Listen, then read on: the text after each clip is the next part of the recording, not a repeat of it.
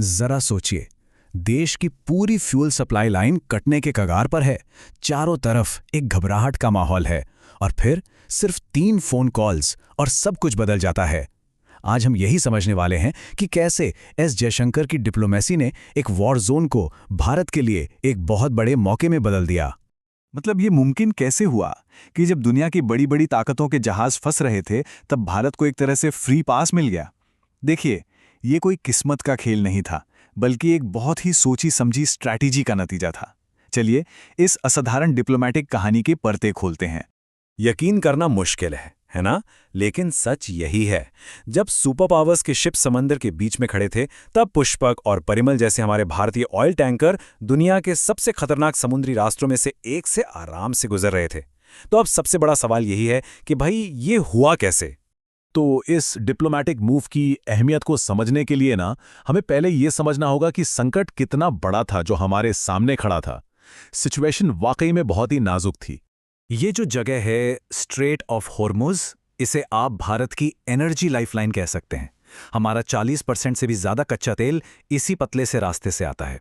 Saudi अरब, UAE, Iraq, Qatar, इन सब जगहों से तेल और गैस लाने का यही मेन रूट है और ईरान ने ठीक इसी रास्ते को ब्लॉक कर दिया था। और इसका असर वो तो फौरन दिखने लगा। हमारे 28 जहाज वहां फंस गए। देश के कुछ हिस्सों से गैस की कमी की खबरें आने लगीं। सरकार को इमरजेंसी में एक्शन लेना पड़ा और सबसे बड़ी टेंशन वाली बात यह थी कि हमारे सेलर्स, हमारे नाविक एक वॉर जोन में अटक कर रह गए थे। और फिर इस मुश्किल घड़ी में एंट्री होती है एस जयशंकर की। यहां से कहानी पूरी तरह से बदल जाती है, जहां ताकत की नहीं बल्कि डिप्लोमेसी की बात होती है। चलिए देखते हैं कि ये डिप्लोमेटिक मास्टर स्ट्रोक खेला कैसे गया। तो पूरा खेल 3 जरूरी कॉल्स पर टिका था। पहली कॉल हुई 28 फरवरी को, जब सिचुएशन को समझने और कांटेक्ट बनाने की कोशिश की गई।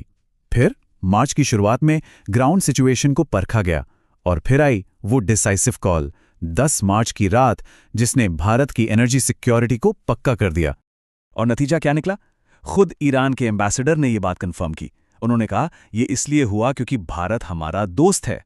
ये कोई डील नहीं थी, ये दोस्ती का सबूत था। और ये बयान भारत ईरान के खास रिश्तों को साफ साफ दिखाता है। इसी को कहते हैं क्वाइट डिप्लोमेसी। मतलब कोई प्रेस कॉन्फ्रेंस नहीं, कोई ऑफिशियल एग्रीमेंट नहीं, बस काम हो गया। दुनिया के सामने ईरान ने अपनी टफ इमेज भी बनाए रखी और अंदर ही अंदर भारत के जहाज़ों को चुपचाप रास्ता भी दे दिया। यही तो है असली डिप्लोमेटिक विक्ट्री।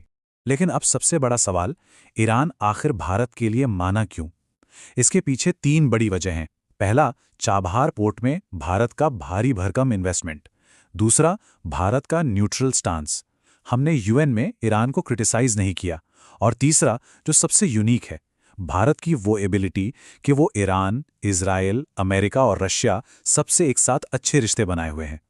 तो ठीक है, ये तो हुई डिप्लोमेसी की बात, लेकिन इसका सीधा कनेक्शन मार्केट से है और हमारी जेब से है। तो अब सवाल ये है कि जब मंडे को मार्केट खुलेगा तो क्या होगा? चलिए इसी को एनालाइज करते हैं। अच्छा, मार्केट लेवल्स में डीप डाइव करने से पहले एक छोटी सी रिक्वेस्ट। अगर आपको ये एनालिसिस वैल्यूएबल लग रहा है तो प्लीज़ चैनल को लाइक और सब्सक्राइब ज़रूर करें। इससे हमें बहुत मदद मिलती है। और हाँ, ज़्यादा गहराई से डिस्कशन के लिए हमारा फ्री व्हाट्सएप ग्रुप भी है, लिंक चैनल पेज पर ही मिल जाएगा, ज़रूर ज्वाइन करें। चलिए अब वापस आते हैं और सेक्टर्स की बात करते हैं। तो मंडे को कौन से सेक्टर्स में नज़र रखनी है? देखिए, oil marketing companies, aviation, paints, tyres, इन सब में एक रिलीफ रैली की उम्मीद है, क्योंकि ये सब सीधे सीधे क्रूड ऑयल के प्राइस से जुड़े हैं। वहीं शिपिंग और लॉजिस्टिक्स सेक्टर थोड़ा वॉलेटाइल, मतलब थोड़ा ऊपर नीचे रह सकता है। लेकिन यहाँ एक पेज है जिस पर ध्यान देना बहुत ज़रूरी है।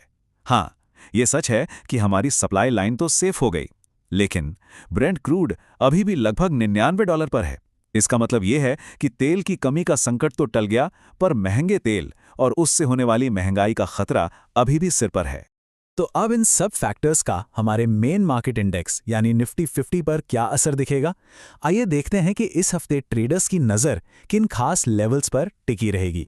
अगर हम ऑप्शंस डेटा को देखें तो इस हफ्ते निफ्टी के लिए एक क्लियर बैटल ग्राउंड दिख रहा है। मार्केट 2 इंपॉर्टेंट लेवल्स के बीच में फंसा हुआ है। नीचे की तरफ 23,000 पर एक बहुत स्ट्रांग सपोर्ट है और ऊपर 23,500 पर एक तगड़ा रेजिस्टेंस। कह सकते हैं कि एक मजबूत फ्लोर और एक पक्की छत। अब सवाल ये है कि ये लेवल्स इतने खास क्यों हैं। तो 23,000 को आप एक सेफ्टी नेट की तरह देखिए। यहाँ बहुत सारे ट्रेडर्स ये मानकर चल रहे हैं कि मार्केट इसके नीचे नहीं जाएगा, और दूसरी तरफ 23,500 एक दीवार की तरह खड़ा है, जहाँ बड़े प्लेयर्स शायद सेलिंग करेंगे, ये मानकर कि मार्केट को इसे पार करना मुश्किल होगा। तो बॉटम लाइन क्या है?